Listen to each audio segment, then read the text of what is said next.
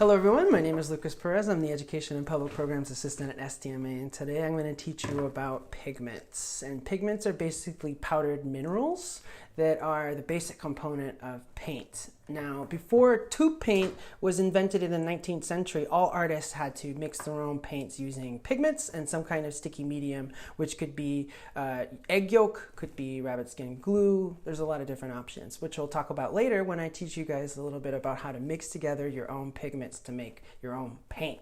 Very, very exciting. So we're going to go through a couple of different colors today, and it's interesting because the colors have their own histories, which are very ancient.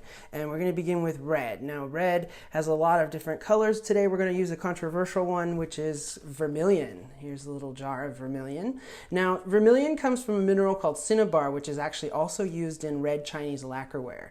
And the reason why I say it's controversial is because vermilion contains levels of mercury. Okay.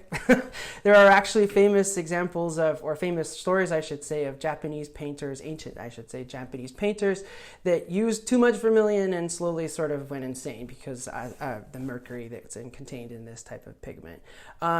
Vermilion also was used in some cases as women's rouge or lipstick, and obviously that also is extremely toxic. So let's move on now to blue. Blue, excellent. And blue traditionally was always a hard to obtain color. There's only a few options for blue as far as where you can get it from. And probably the most famous of the ancient examples is this one here. This is ultramarine. And you could see here in the camera that it's super bright, right? It's almost like a neon blue. It's got kind of a purplish hue to it as well. The reason why this is hard to obtain and also quite expensive, even ancient and even today, if just a couple of grams of ultramarine will set you back quite a bit of money, is because it's made of lapis lazuli. And anyone who's done a bit of lapidary work would know that lapis lazuli is a semi-precious stone used in jewelry. So kind of interesting. And so you can see here that the color is very, very vibrant, but it's also a light fast color. So this blue will stay incredibly vibrant for hundreds and hundreds of years without turning or the color degrading over time. Okay, great. So let's move on to green. Okay, green's an awesome color, favorite of a lot of different people. And I chose this one today because I think it's really interesting how they derive it, and this particular pigment is called verdigris. And the way that they obtain this particular pigment is they apply acetic acid to sheets of bronze or sheets of copper, and then basically that oxidizes the copper, and then you can scrape off that green patina that forms over the top, and you get this fantastic, beautiful sort of red, white, greenish color. And there are, again, other ways of deriving a green pigment, including using malachite, which is another semi-precious stone, as you might know. I always say that these ancient pigments, when you paint with them, it's almost like you're making jewelry, right? In a lot of cases, they'll use gold leaf too. So it really is interesting that there's a lot of different parallels between those two different things. All right, so let's move now to one of the colors that's not as light fast as the others and that you don't find in a lot of different traditional painting, and that's yellow. Yellow, you'll see yellow ochres and stuff like that, which is a more brownish yellow. But the really, really vibrant yellows that we know today, like the cadmium yellow, for example, weren't invented until the 19th century. There is one exception to that rule, and that is Gamboge. And I have a little chunk of it here. It comes from a tree. It's the resin from a tree. And it does create the most fantastic yellow pigment. Let me show you, for example. I'm going to put a little bit of water on my finger, and I'm going to apply to the Gamboge, and this is just, again, tree resin. You can see how incredibly vibrant that is. I'm going to put it on a piece of paper here, and it creates this beautiful pigment. Now, the problem with Gamboge, though, is that it'll actually turn brown and then eventually black. It can start browning if you don't apply it correctly within 5 or 6 years. So artists who use Gamboge know this and actually maybe incorporate that into the work. And again, one of the advantages to using pigments is that you have a little bit of more control over the paints that you're creating. When you use a tube paint, it's created for you. You can do things to it to kind of create more control over it, but not as much control as you can if you make from pigments. Okay, so let's move right along. Now we're going to move to the browns, and two pigments that you might know from your own paint set that are actually very, very ancient pigments are raw umber and sienna, and they're two kind of different versions of brown. And you'll notice that those two colors, when you go to the paint store, will have two companions to those, and those are the burned colors, right? The burned sienna, the burned umber. Now, I have a jar of raw umber here. And again, raw umber comes from mineral-rich clay, so it's considered an earth pigment. And here is the burned umber. Now, what's interesting about the burned part, I think a lot of confusion, there's a lot of confusion about what that burned part means. And it doesn't mean that they light it on fire or, or they bake it or anything. They actually, well, in my case, what I do when I'm making my own burned pigments is I use a little fry pan like this, and I actually use this to create darker versions of my own pigments. And you put a little bit of the pigment in here, and you give it a little stir, and you slowly watch it, and you darken it to the level where you want. And again, one of the advantages to using these pigments is that you can get a lot more control over the pigments. So once this has gotten black or blacker, then this becomes burned umber. And you can burn a bunch of different colors. You can burn blue, for example, and create a wonderfully rich black that's from a dark blue, from lapis lazuli. So it's really cool to do these burned colors also. Let's move on to white. Where's my white pigment? Have you seen that white pigment? Kittens do not make good white pigments. May I have the correct one? Excellent, thank you. So there are a lot of different white pigments. Probably the most famous is lead white, which is another toxic pigment. But this particular one is non-toxic, and it's called gofun. It's ground up conch shell, and it's actually medicinal. It's put in some lotions, and it'll help alleviate the signs of stretch marks in some skins. So the only problem with this particular white is that it is not color fast. So over time, it will degrade and turn brown and then eventually black. Okay, so let's go ahead and move to the second part of this video where I'm actually going to show you how to mix these pigments together. Let's do it. Okay, let's get started. So I'm going to teach you the traditional method I learned, and that's usually where we use deerskin glue. And here it's been turned into a jello material and then basically dried. So we need to rehydrate that. But before we do that, we need to break this apart into a couple of pieces. So I usually use a thick rag. I'm going to cover it up. The reason why I do this is because when I snap it, you hear that snap?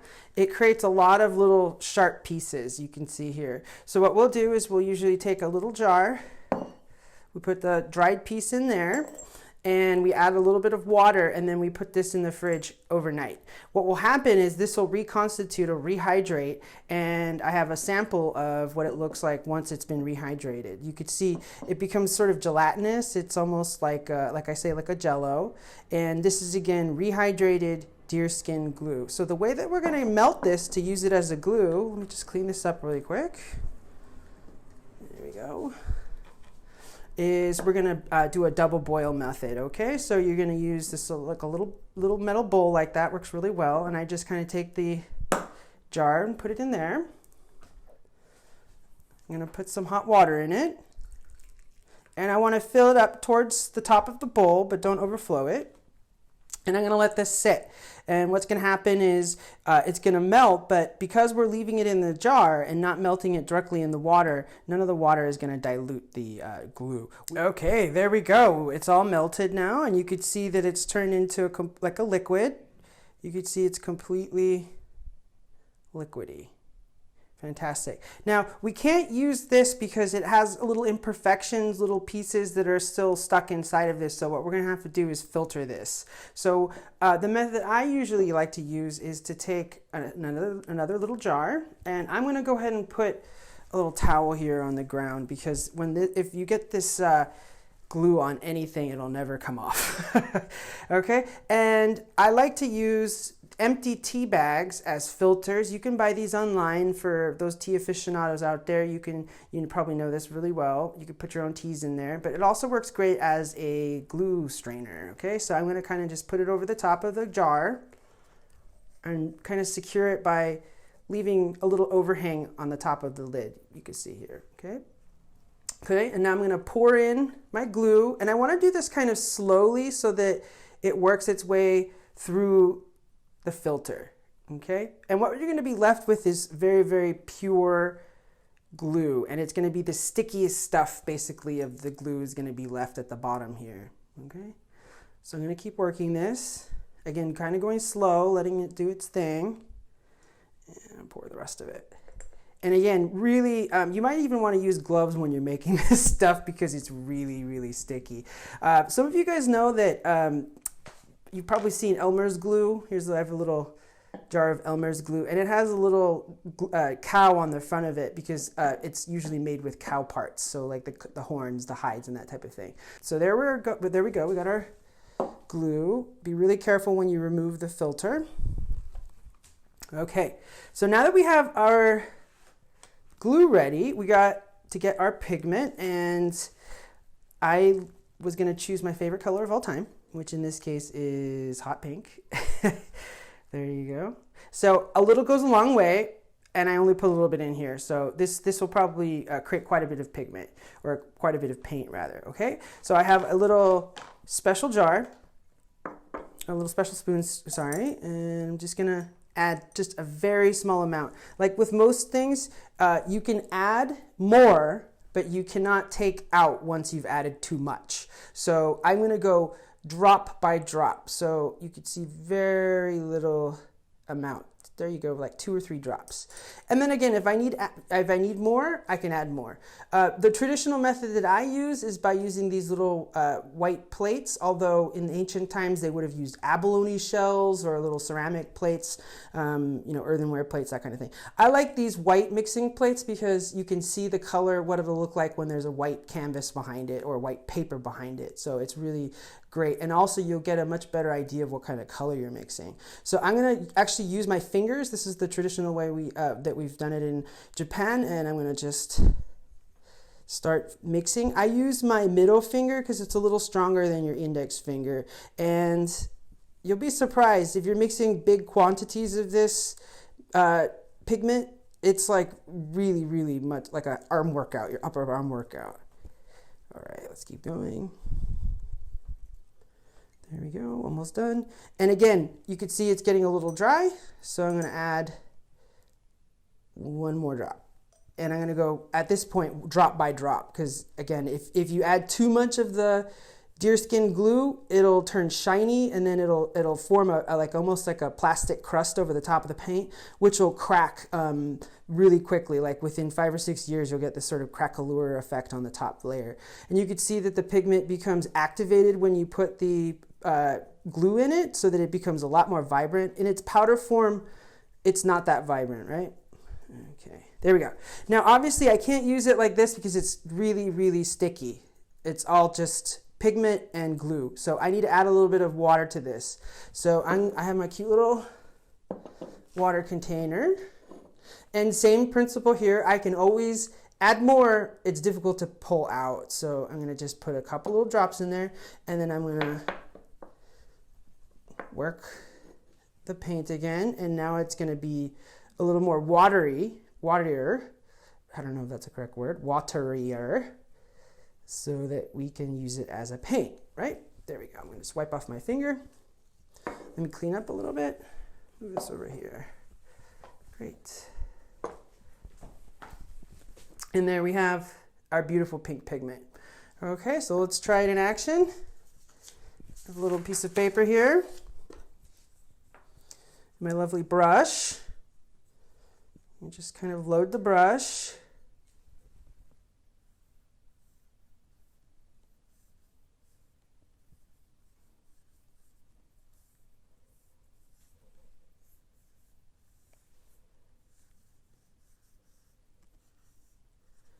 All right, there you go. That's how you mix pigments. Okay, I hope you enjoyed that video. We upload every week, so check back soon for more content.